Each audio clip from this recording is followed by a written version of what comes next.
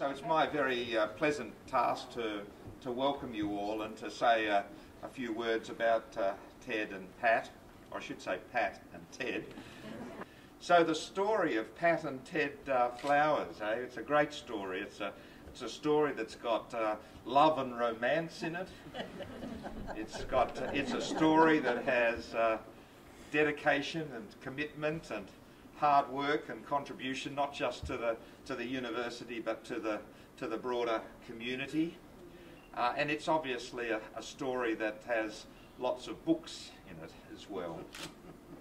I hadn't realised until I just did a little bit of reading about Pat and Ted that in fact this is a single career split really between two people, because Pat was the original Senior Librarian, the person in charge of the University College Library when we were a college of the University of New South Wales. And in fact, so she was the head honcho and Ted was a mere underling at that stage.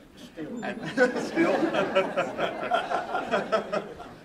And then subsequently when Pat left to raise a family and pursue other interests such as in the environmental movement, Ted became the head librarian and then served the university with great distinction for more than 20 years. Theirs is a story that has lots of recognition in it. I mean, Pat was awarded a centenary medal for her contributions to the community. She was awarded a City of Newcastle medal for her contributions to the community and to Newcastle. Ted was given an honorary Doctor of Literature from this university for his contributions to the university. And I believe, Pat, that you're the #1 ticket holder for the Friends of the university, being, I think, the first honorary life member of the Friends. So yes, you hold ticket number 1 for the Friends as well. So we owe you, as a community in the university, and indeed in the broader community of Newcastle and the Hunter, a great deal of thanks. We owe you a great deal of appreciation for all the hard work and contributions that you've made.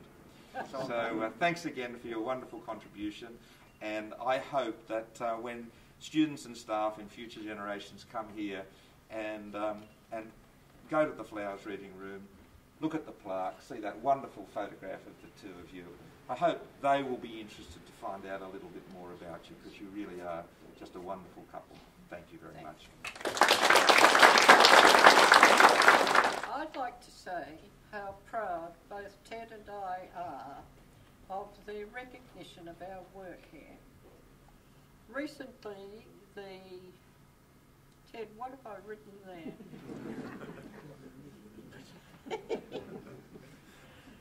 Recently, the University Librarian invited us. Oh, Greg Anderson invited us to view this beautiful room which is named for us, and also to show us right around the library.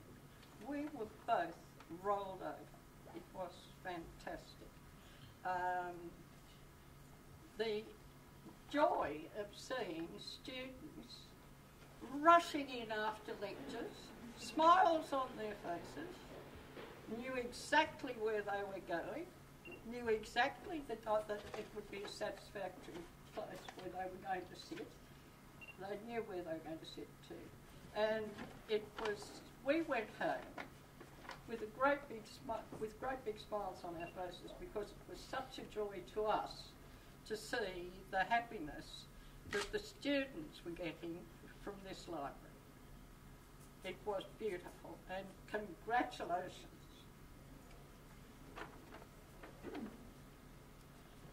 I think I'll leave it there.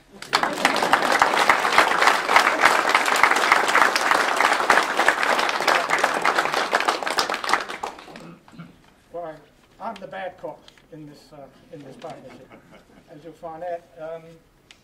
As Pat said, we were absolutely amazed when we came in here. It was called a refurbishment, I find it hard to believe that it's a refurbishment. I think it's a transformation, and I think it's about 50% bigger than it has any right to do. And I have to take the blame for what's happened here. When the library was being planned, the architects, and Eric Parker was one of them, wanted larger windows.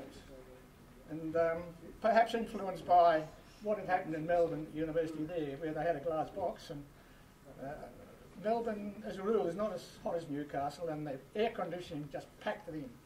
And in the first year it was operating, I said, well, not here. We're not going to have that. So I insisted, and they gave in finally, having those slits. And I thought, well, I thought the roof garden will compensate for that. So if they want to do, they can go outside. And I'm only sorry that Eric Parker isn't here, because I would certainly apologise to him, because I am amazed at the job that they have done here. It is superb. And I would hope that this progress continues. I'd like to think that the Friends take great interest with the Vice-Chancellor's concurrence in fixing the roof garden. And I look forward to living long enough to see that finished as well.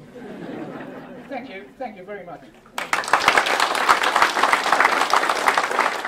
We have a number of people that I also need to acknowledge. Our architect, Roger Ackland, and Nathan, who worked with Roger. Roger started this process, I guess, a few years ago when he was brought in to look at our staircases. And he started looking at the foyer and came up with a proposal that would make better use of the space down there. We found the project managers who are assigned to the project were external, Chris Leck and Stephen Smith from APP. And the engineering, everything has been replaced, all the air conditioning, venting, the new ceiling, the lighting, and computers all throughout. With computers, the fact that you've got lots of cables, you need to change them around over the years. We tend to have things coming down on poles, or we have to locate computers near walls, near pillars. It's not very flexible. So Peter again gave us the support, and we have a fourth floor. So every seat in this area has a connection to a data port and to a power. The consulting engineer who worked with this, who unfortunately couldn't be here today, was Tony Dockel, and the builders, Hanson Youngkin. I would say that of all the builders that we've had on board over the years for different things, they have done an absolutely superb job. I'd like to thank Matt Bandy and Mitch Evans, but in particular Luke Sheen, the site foreman, who nothing was ever too much trouble. He always was responsive. I'd also like to thank the library staff, Alison Rigby, Associate Librarian for Client Services, for her assistance in the planning, and for the staff who moved nearly 2 kilometres of material twice. The serials are now down in the stack area, and we moved the books back. So we're going back to a monograph room. We've also got our audio-visual collection, and we are continuing with this project. Our strategic plan is called Building Distinction, and I think this is a great example of that, because we are second to none, as far as I'm concerned, in the sort of facilities and the experience that we're offering to our students. This is something we should be very proud of. We thank you very much for your contributions over the years, and I'll just finish my acknowledgement with a trip back to the archives. A while ago, we were going through the archives and came across the original plans for this building. Within those plans were some beautiful hand-drawn, ink pen architect's perspectives of the building. What we've done is framed them. We have a colour one over there, and on the left-hand side here we have the full tribute. But in the postgrad area, and I invite you to go and have a look, along the wall we have 5 perspectives of the building, and they are just superb. So thank you all for coming today. Wander around the room, have a look. The students know we're all here, obviously, and they don't mind being disturbed. So thank you very much.